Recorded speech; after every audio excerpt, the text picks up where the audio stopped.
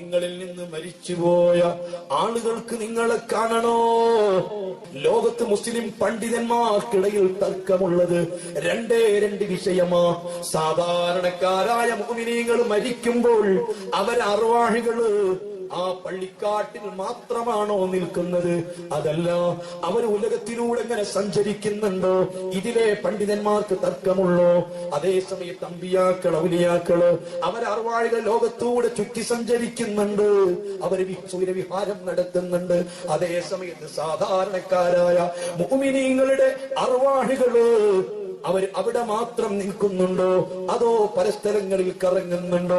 ഇടക്കിടക്ക് അവരെ വീട്ടിൽ തിരിച്ചു വരുന്നുണ്ടോ? അവരെ കുടുംബത്തിൽ പോയിട്ട് വിവരമറിയുന്നുണ്ടോ? അഹിമ്മത്ത് പറഞ്ഞത് കാണാ, വിശേഷ ദിവസങ്ങളില് അർവാഹികൾ നിങ്ങളെ വീട്ടിൽ വരുന്നതാ. ഉപ്പ മരിച്ചു പോയിട്ടുണ്ടോ? പെരുന്നാളിന് വരുന്നത്. ഉപ്പ മരിച്ചു പോയിട്ടുണ്ടോ?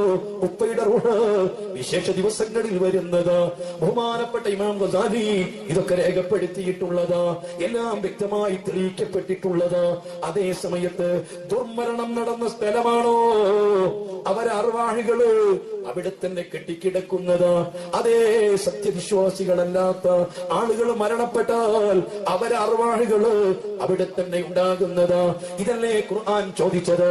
അം ഹസിബതും, അതേ أم حسب الذين اجترحوا السيئات أن نجعلهم كالذين آمنوا وعملوا الصالحات سواء محياهم ومماتهم ساء ما يحكمون. അതേ, തിന്മകൾ ചെയ്തവർ, ദോഹങ്ങൾ ചെയ്തവർ, അലമ്പുണ്ടാക്കിയവർ, റബ്ബിനെ മറന്ന് ജീവിച്ചവർ, റബ്ബിനെ നന്ദി ചെയ്യാത്തവർ, അത്തരം ആളുകൾ മരിച്ചാൽ അർവാഹികള് സത്യവിശ്വാസികളുടെ അർവാഹികളെ പോലെയല്ല, അവരവിടെ തന്നെ ചടഞ്ഞുകൂടുന്നതാണ്. ഇതുകൊണ്ടാണ് നമ്മൾ വീടുണ്ടാക്കുമ്പോൾ നമ്മൾ നോക്കാറുണ്ട്, ഏതെങ്കിലും മയ്യത്ത് മറവ് ചെയ്തിട്ടുള്ള സ്ഥലമാണോ? അതേ, മയ്യത്തിന് അടക്കം ചെയ്ത ഭൂമിയാണെങ്കിൽ അത് വീടുണ്ടാക്കാൻ അത്ര ഉത്തമമല്ല, അതത്ര നല്ലതല്ല. അവിടെ പ്രശ്നങ്ങൾക്ക് സാധ്യതയേറെയാണ്. ഞാൻ ആ ഭാഗത്തേക്ക് ഈ സമയത്ത് കിടക്കുന്നില്ല, അതൊക്കെ വിശാലമായ വിഷയങ്ങളാ മക്കളെ. ഞാൻ പറഞ്ഞു വന്നത്, ഈ അർവാഹികളൊക്കെയും ഈ പള്ളിക്കാട്ടിൽ, ഈ ശ്മശാനത്തിൽ ഒരുമിച്ച് കൂടിയിട്ടുണ്ട്. ഓരോരുത്തരുടെ റൂഹും അതത് ഖബറിന്റെ അടുത്ത് നിൽക്കുന്നുണ്ട്. ഞാൻ എന്റെ പ്രിയപ്പെട്ട ഉപ്പാന്റെ അടുത്ത് സിയാറത്തിന് ചെല്ലുമ്പോ ഉപ്പാന്റെ റൂഹ് അവിടെ നോക്കി നിൽക്കുന്നുണ്ട്. ഞാൻ വീട്ടിൽ നിന്ന് ഇറങ്ങിയാൽ തന്നെ കാണാൻ തുടങ്ങുന്നുണ്ട്. ഇതുകൊണ്ടാണ് സർവ്വ ഇമ്മത്തും പഠിപ്പിച്ചത്, സർവ്വ ഇമാമിയങ്ങളും പഠിപ്പിച്ചത്, നീ ഒരു ഖബർ സിയാറത്തിന് ചെല്ലുമ്പോ ജീവിക്കുന്ന സമയത്ത് എങ്ങനെയാണോ ചെല്ലുന്നത് അതേ രൂപത്തിലാവണം ചെല്ലുന്നത്, അതേ രൂപത്തിലാവണം നീ സമീപിക്കുന്നത്. അള്ളാഹുവിന്റെ റസൂലിന്റെ അടുത്ത് പോലും അങ്ങനെയാണ്.